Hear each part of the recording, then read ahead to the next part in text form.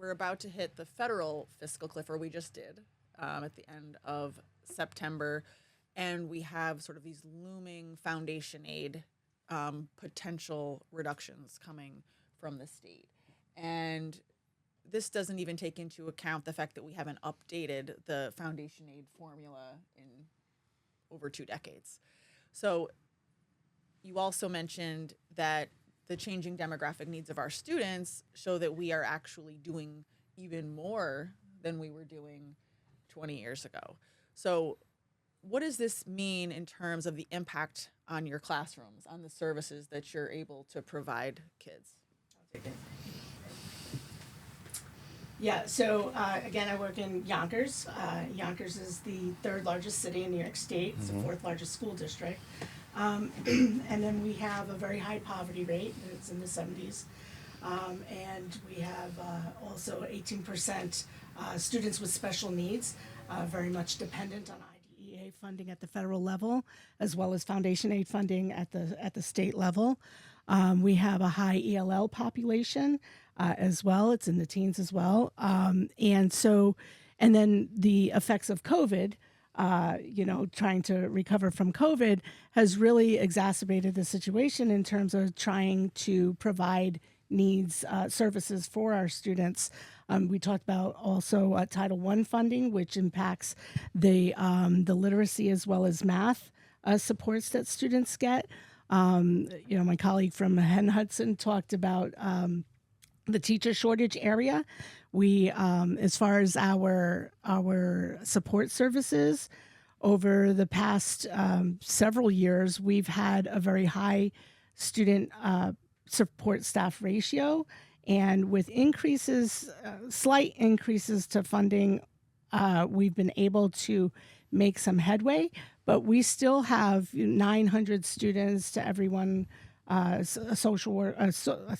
psychologists, close to 2,000 students to everyone guidance counselor.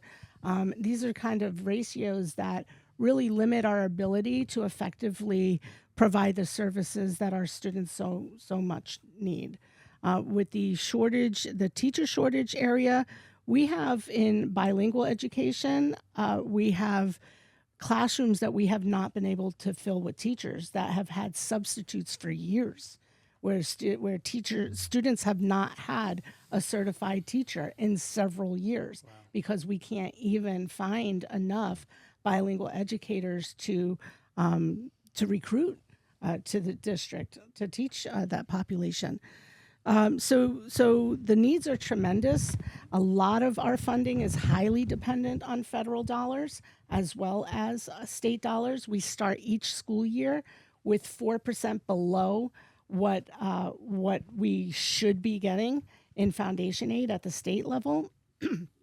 And is that because the formula hasn't been updated, or that's the existing formula, but it's not? But with the existing formula, we automatically start each year 4% below what we are supposed to be allocated. That's interesting, right? And then again, IDEA has never been fully funded at the federal level, so meeting those challenges is becoming more and more difficult as the needs of our students increase.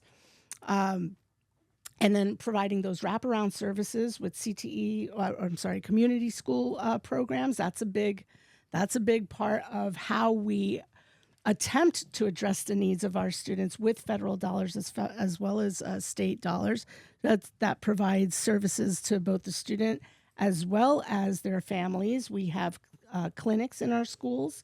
We have dental programs. We have optical, even through the union. We provide free glasses through a partnership that we have with a local optician who is a Yonkers graduate, I have to say. That's wonderful.